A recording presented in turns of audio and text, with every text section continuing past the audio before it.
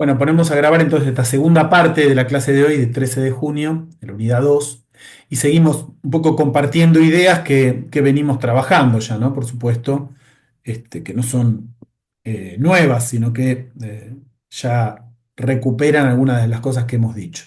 Decíamos entonces que como resultado, digamos, del modelo de sustitución de importaciones, van a crecer un conjunto de protecciones sociales, ¿sí? De políticas sociales, que están asociadas al trabajo. Y también se van a constituir un conjunto de protecciones colectivas ligadas directamente a la acción del Estado.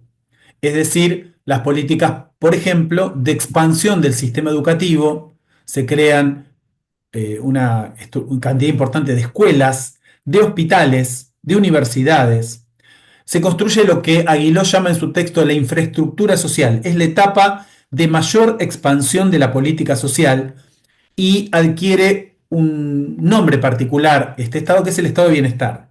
¿Sí? El estado de bienestar expande las protecciones sociales, sobre todo en el sistema de salud, de educación y de vivienda social. También se reconocen los derechos de las poblaciones, como la niñez y la tercera edad.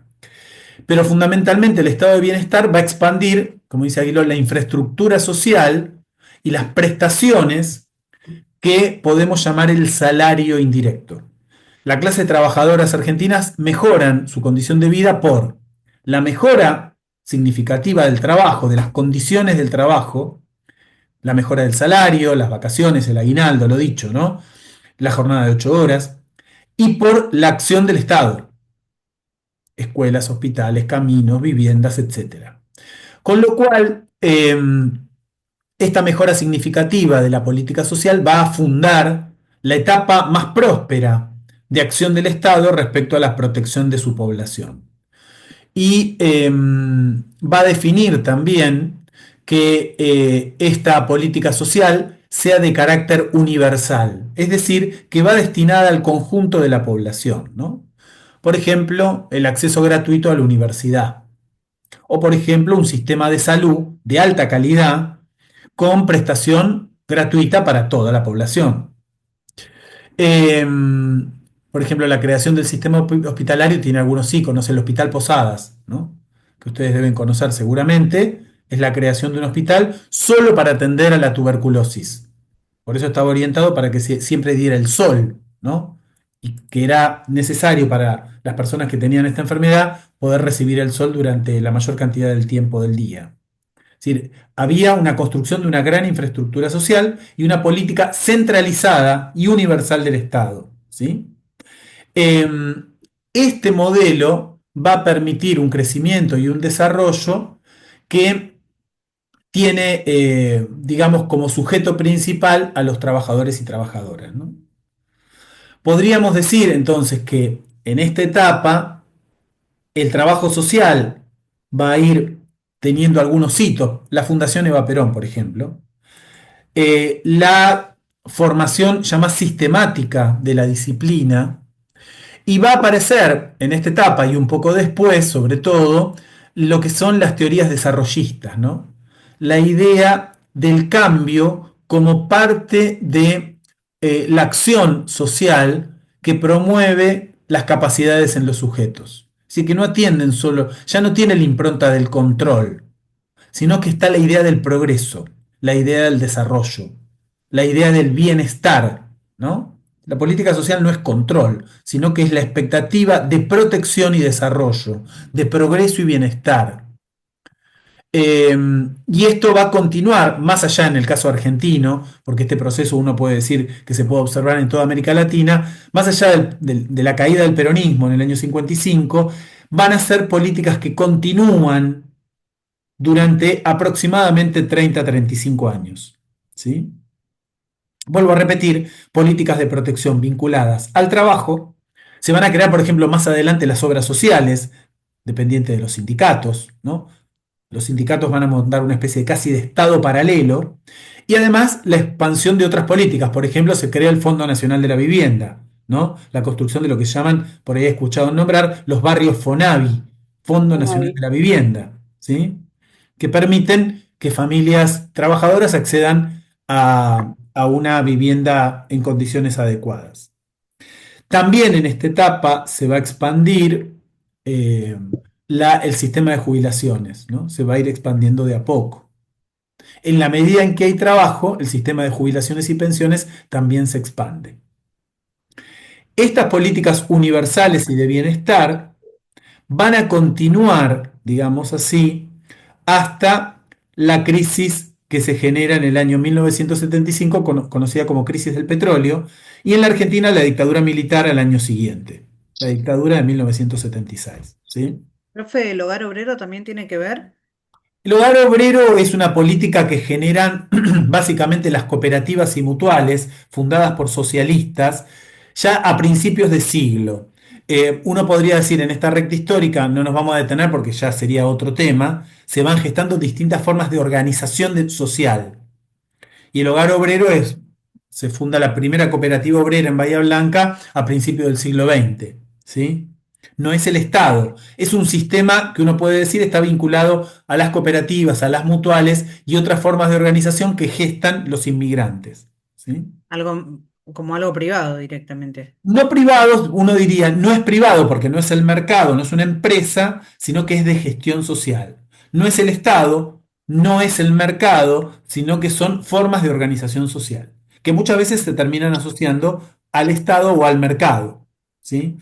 Como por ejemplo lo que vos mencionás, el hogar obrero que construyó, por ejemplo, sobre todo lo primero que construyó fue un sistema de provisión de alimentos, luego también construyó viviendas, creó supermercados, por ejemplo, y creó Ujú. barrios. Y lo de las mutuales, que también, ¿cómo sería? Las mutuales de salud son creadas sobre todo por los primeros inmigrantes, sobre todo socialistas y anarquistas, para brindar salud, servicios de salud, cuando la Argentina todavía no tenía un sistema sanitario estructurado, ¿no? Pero eso estamos hablando a principios del siglo XX. Este Ok. modelo va a entrar en crisis, decimos, con la dictadura militar y va a desarrollarse un proceso de ajuste estructural, ¿sí?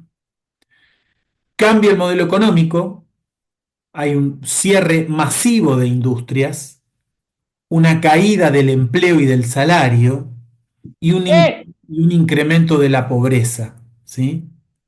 Que se va a generar en esta etapa.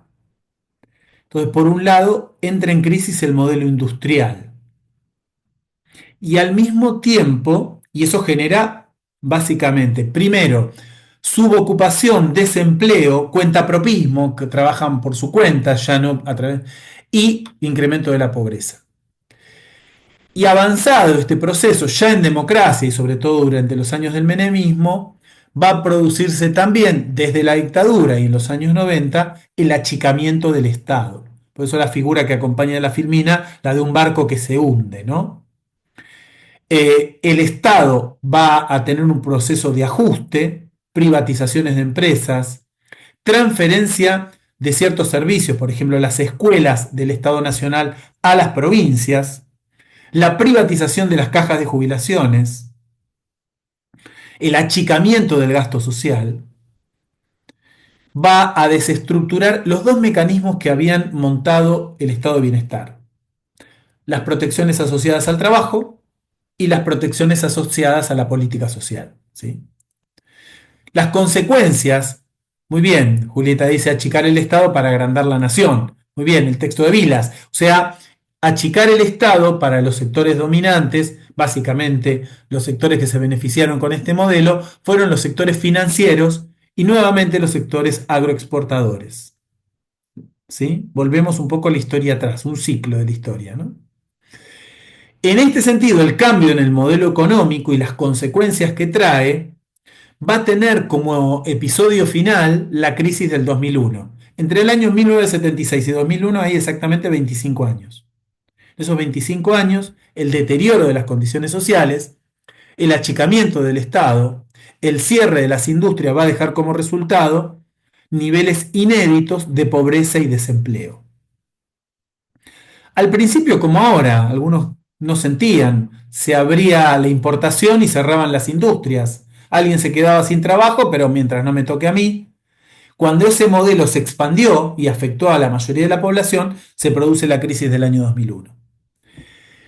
En estos 25 años, ¿qué pasó con la política social? Que es lo que nos interesa fundamentalmente. Bueno, se pensaron políticas sociales focalizadas. Si antes decíamos que eran universales para todo el mundo, ahora la política social va a tener como condición fundamentalmente asistir únicamente a los sectores en riesgo, es decir, aquellos sectores con menor capacidad para poder resolver sus necesidades. Un segundo que conecto la batería si no se me apaga la compu y ustedes se quedan sin clase, ¿eh? Ya seguimos.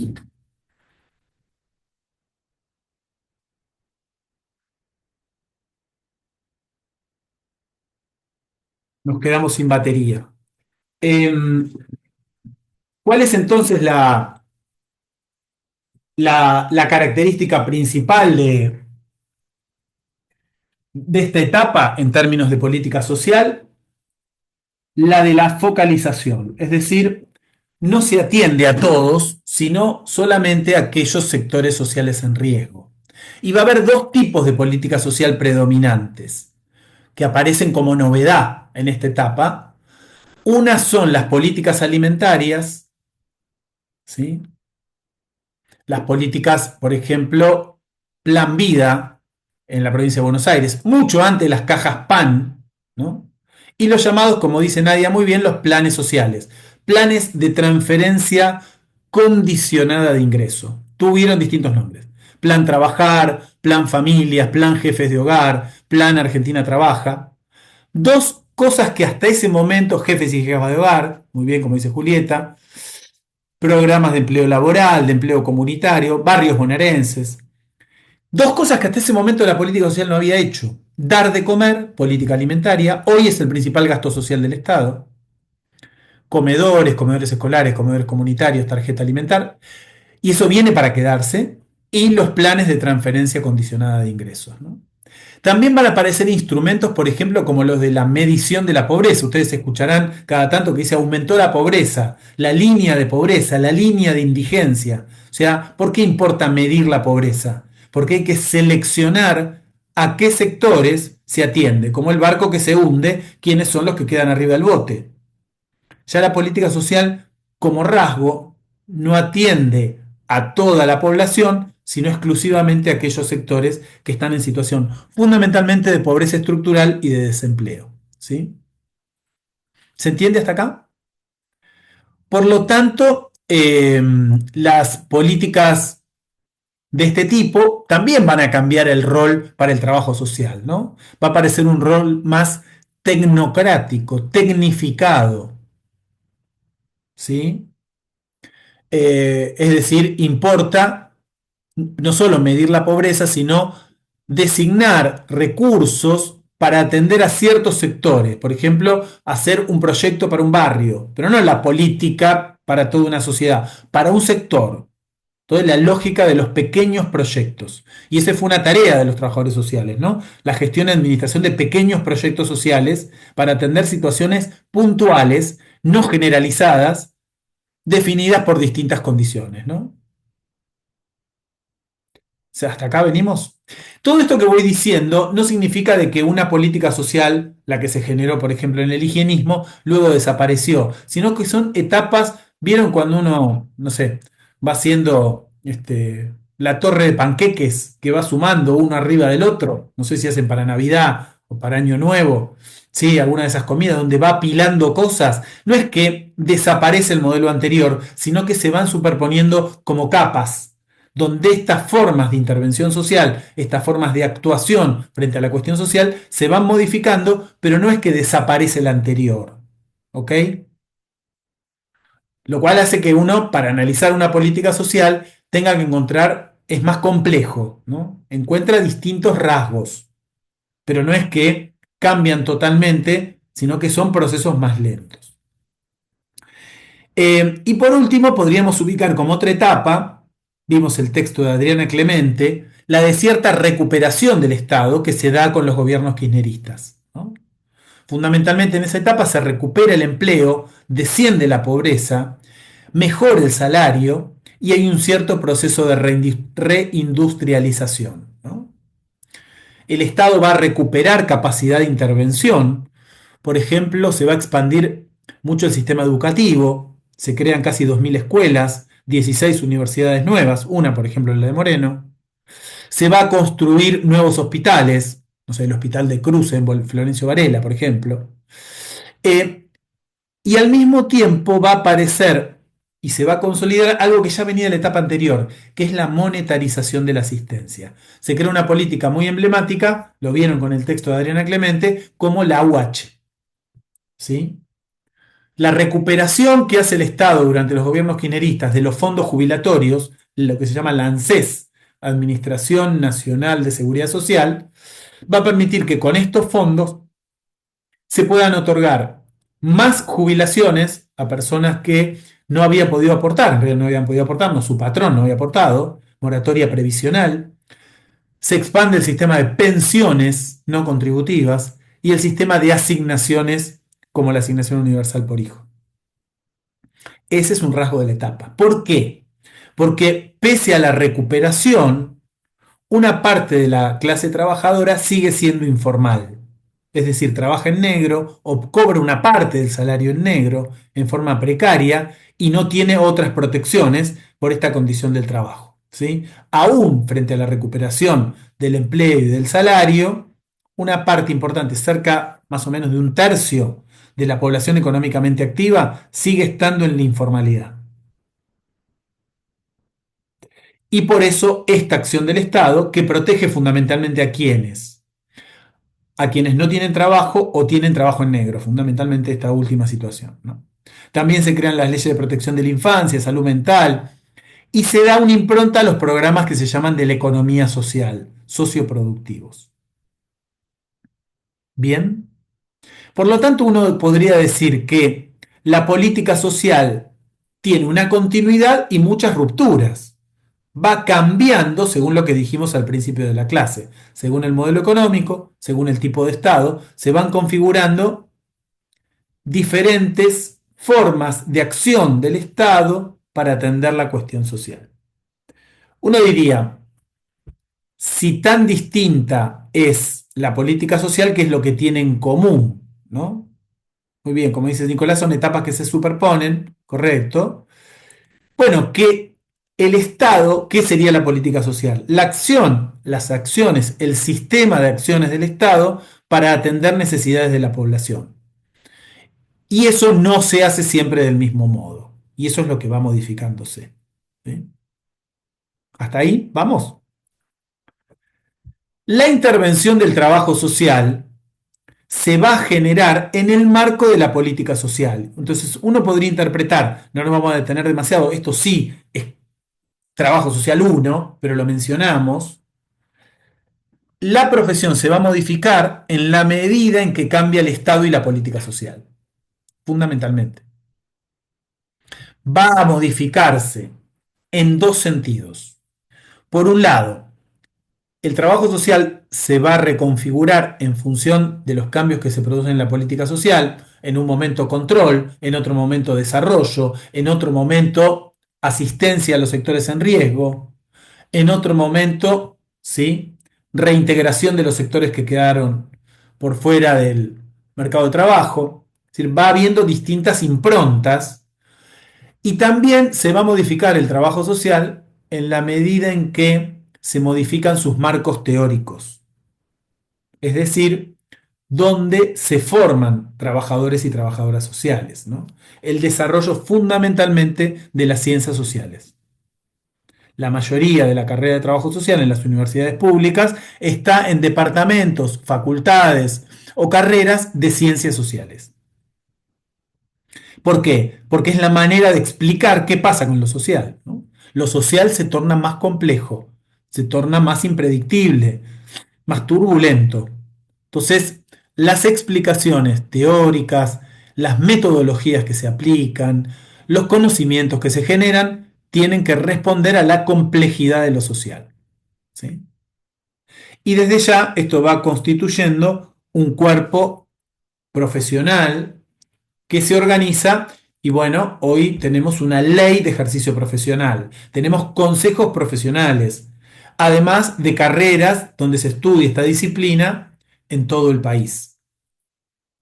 Uno diría entonces, que frente a los desafíos que plantea la cuestión social,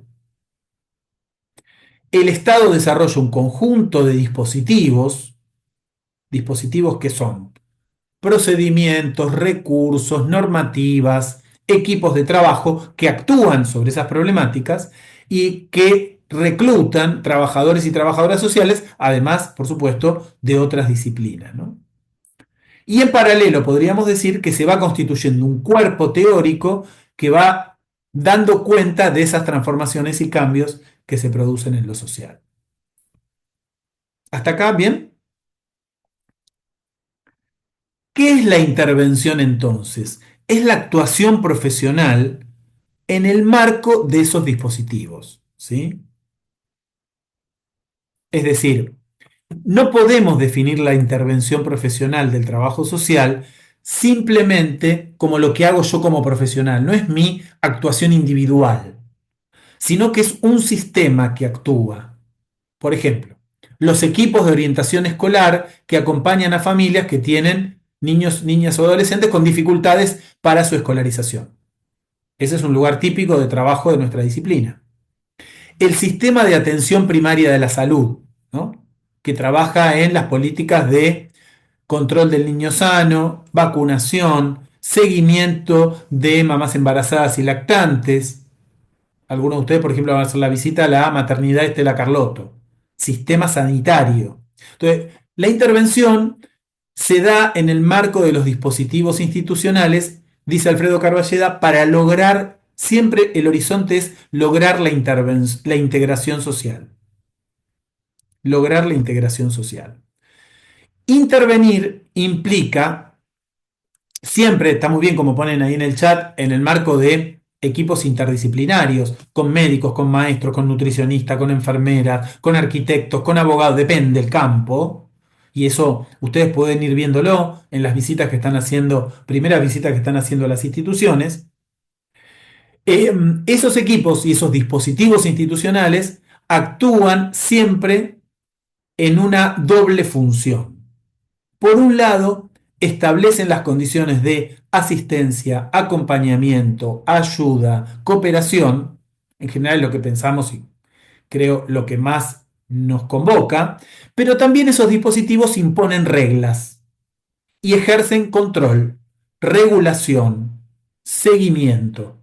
Pensemos cualquier política social y piensen ahora en las visitas que están haciendo o van a hacer, que la actuación de las instituciones, y en ese marco nuestra profesión, va a estar definida por, podríamos decir, las dos caras de la moneda.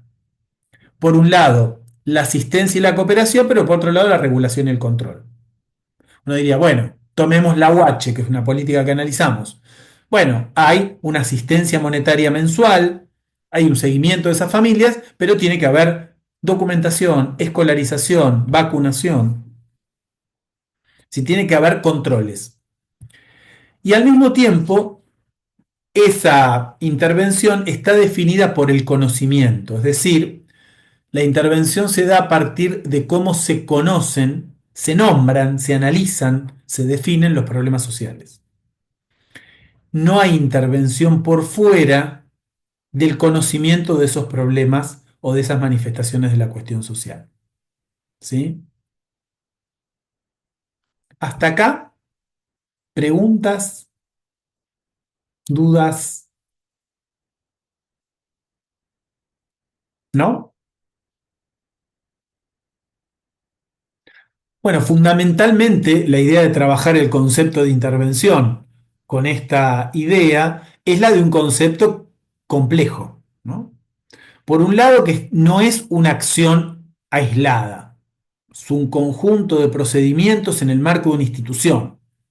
Ahí hacemos una acción, no sé, una entrevista, una visita, organizamos un taller, pero es en el marco de esos dispositivos que, dice Carballeda, definen dos cosas, ¿no?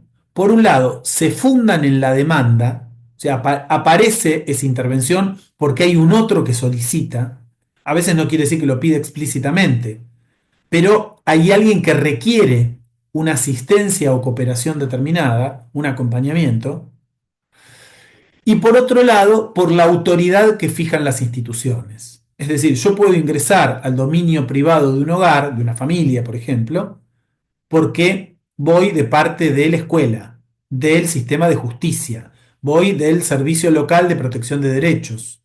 Entonces, la intervención se va a fundar en la demanda, por un lado, y en la autoridad que otorgan las instituciones. Esa relación entre los sujetos sociales y las instituciones es lo que define el alcance de nuestra intervención. Bien, el concepto de intervención es un concepto que además tiene mucha relevancia en sus dimensiones éticas. ¿Por qué? Porque intervenir es entrometerse en la vida del otro. Pocas disciplinas, como el trabajo social, se entrometen tanto en la vida del otro. De ahí aparecen, bueno, ciertas representaciones que hemos visto con el texto de los mitos, ¿no? Sí, el texto de Mara Mationi y otras autoras que eh, cuentan los mitos, las representaciones sociales. ¿Por qué? Porque la profesión es vista por los sujetos, las familias, los grupos sociales, las personas, y por las instituciones, y esa visión, esa representación, condiciona nuestra acción, define lo que podemos hacer o no. ¿Sí? Por ejemplo, muchos sujetos esperan que un trabajador social otorgue recursos. Me presento en el servicio local esperando que esta familia reciba asistencia alimentaria. O la imagen muy recurrente, ¿no? Muy vista en las películas, por ejemplo, ¿no? Del trabajo social. eh, Ahí Julieta dice los agentes interrelacionados como vieron en el COPRUM. Sí, correcto. Si nuestra acción siempre remite a un otro y ese otro nos devuelve una imagen de eso. Y eso condiciona nuestra acción.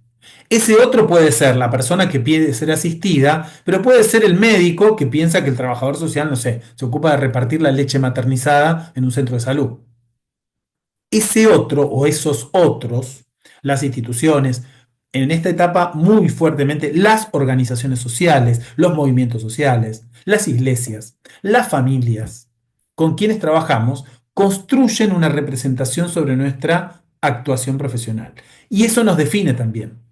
No es que somos lo que dicen, pero eso que dicen, piensan y hacen cuando ven un trabajador social y pueden pensar que me viene a sacar a los chicos, o que se ocupa de repartir la leche maternizada, o que el trabajador social lo que hace es repartir las chapas cuando hay una tormenta y vuelan los techos. Bueno, eso construye la disciplina. Dice el texto de Mara Mattioni y Silvina Cavalieri. El trabajo social es una profesión que surge en el contexto del capitalismo ligado al Estado y las políticas sociales. Y al mismo tiempo aparecen todas estas lecturas que hemos mencionado antes, ¿no? La profesión como mediadora de recursos, la profesión de mujeres, la policía de las familias, nos ven como alguien que controla. Susana Casaniga dice, la intervención profesional está atravesada por el lugar que esa profesión tiene asignado en el imaginario social. ¿Qué es el imaginario social? Esto que decíamos, las representaciones. ¿Por qué será que siempre nos ponen en las películas sacando a los chicos? Bueno, algo tiene que ver con el origen de la profesión, ¿no? Con esa intervención en el espacio privado, doméstico, íntimo de la familia, la que viene a controlar. Bueno, retomemos al higienismo. No es tan loco que se piense eso si uno hace este recorrido histórico y ve cómo se fue conformando la política social y nuestra profesión dentro de ella. Bien, la idea de los mitos tiene un capítulo particular, hay un texto de Lorena Bussetti que va junto con en la misma clase, que es la perspectiva de género. El otro día lo comentábamos en una de las comisiones que estuve participando, ¿no? La de la mañana. ¿Por qué es que el trabajo social es visto como una profesión de mujeres? ¿Por qué les parece? ¿Por qué se ve como una profesión de mujeres? Uno diría, miren los Bueno, cuadritos, María, Luz, Rosa, Mía, Magalí, Carolina, Alejandrina, Juliana, Julieta. Bueno, también está Mario, está Nicolás, pero mayoría de mujeres. ¿Por qué será que nos ven como una profesión de mujeres? Porque es de hola, cuidado profe, ¿cómo o estás? Bueno, A ver, eh, Lali, que no es Lali, y después Julieta. porque es una profesión de cuidado y aparte porque es la que siempre está como ocupándose siempre de todo. El rol de la mujer siempre fue ocuparse de todo, a mí me parece Muy que se bien, toma de eso. porque la mujer es la que protege a la familia, así se le ubica en ese rol. Dice Nicolás, ¿qué decía Julieta? no, sí, iba a decir lo mismo que mi compañera, parecido eso, el rol asignado hacia las mujeres. Además, como hablábamos, bueno, antes, durante, bueno, el Estado, empezaron a surgir esto de las visitadoras sociales, ¿no? Como las mujeres asistiendo, digamos, yendo a controlar justamente en los conventillos, y bueno. Bien, en ese origen eran visitadoras de higiene, pero además lo que dijeron varios de ustedes también, es la función de cuidado, ¿no? La educación, la salud, la alimentación aparecen como tareas asociadas al espacio doméstico, al espacio de la familia. También puede ser, profe, por algo histórico, como ejemplo, las enfermeras, las monjas, siempre fueron mujeres las que tuvieron al cuidado. Bueno, está muy bien lo que dice Nadia. Ahí François Dubet se los escribo ahí en el chat, es un sociólogo francés que ha escrito mucho sobre educación. Dice que son las profesiones del cuidado sobre los otros, ¿sí? Ahora se los describo. Son las profesiones que están orientadas al cuidado de los otros, ¿sí? Las profesiones que atienden a los otros. Maestras, enfermeras, nutricionistas, trabajadoras sociales, ¿sí? Están orientadas a ese campo, ¿no? Al campo de el cuidar de los otros, ¿sí? La Yo, atención de los otros. Y yo eso, creo que debe ser, disculpe, ¿no? Lo mismo cuando pasan los varones que estudian para ser maestros. Es una carrera que también está más vista para el lado de la mujer, la señorita, la maestra. ajá. Hoy capaz no tanto, pero hace unos años era raro ver un hombre maestro de grado. Sí, es cierto, sí, es cierto. Eso hace que haya una transformación, sin embargo, sigue siendo, no solamente en términos numéricos, ¿no? En cantidad. 8 de cada 10 estudiantes de trabajo social en la Universidad de Moreno son mujeres. 8 de cada 10. 9 son primera generación de estudiante universitario en su familia. Hay una configuración de sectores populares, de mujeres de sectores populares que estudian trabajo social. ¿Por qué? Bueno, porque son mujeres muchas veces con prácticas de cuidado, por supuesto que en sus hogares y además en espacios muchas veces comunitarios o institucionales, comedores, merenderos, clubes, parroquias, ¿sí? Sociedad de fomento, bibliotecas, jardines. Eh, Creo, perdón, sí, dale. no, que creo también que tiene que ver un poco con que las mujeres siempre fuimos parte de las, no sé si está, sería correcto, pero de la parte más marginada quizá de las minorías de la sociedad, ¿no? Porque además esto, bueno, como siempre el rol de la mujer fue los cuidados, el cuidado del hogar, la maternidad, etcétera, Sí. eh, como que siempre eh, se, eh, como que existió la exclusión social de la mujer, ¿no? Por un tema de que, bueno, eh, el sustento económico en la familia en general era el hombre, ¿no? Incluso al día de hoy muchas veces, en muchos casos sigue siendo. Hasta, bueno, la incorporación de la mujer en el mercado laboral, que igualmente era en condiciones paupérrimas también, ¿no? Pero bueno. Correcto, está muy bien.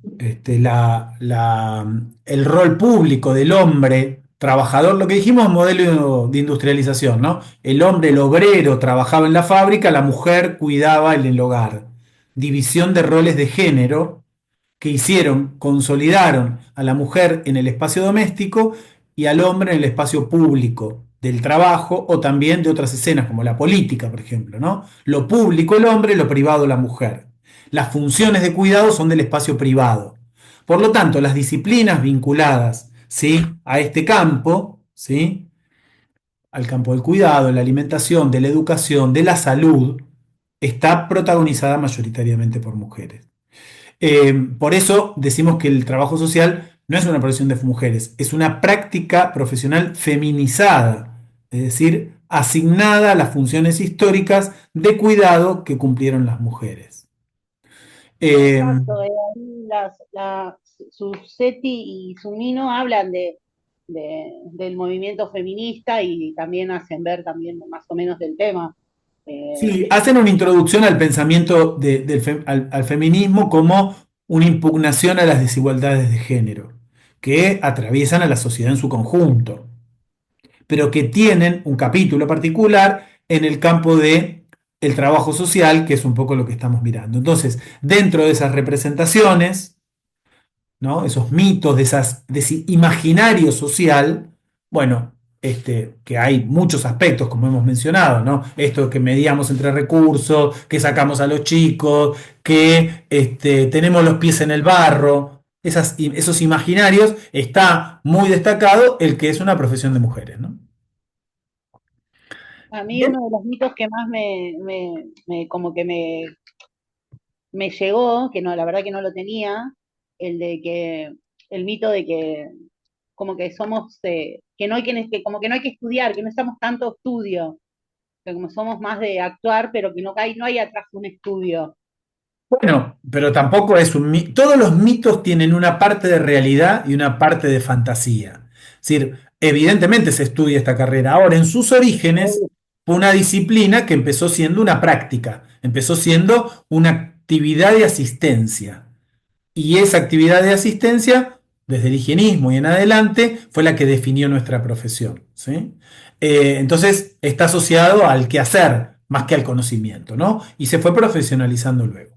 Bueno, vamos a cortar en esta segunda pausa. Nos volvemos a enganchar para ver si quedaron preguntas brevemente. Dudas, preguntas, últimos comentarios, muy brevemente, y cerramos la clase de repaso de hoy. Así que les espero en el mismo link, ¿sí?, en la misma conexión, y hacemos no tan extenso, haremos algo mucho más breve, acotados a las preguntas que ustedes tengan. Les espero ahí, así podemos cerrar la clase. Ok.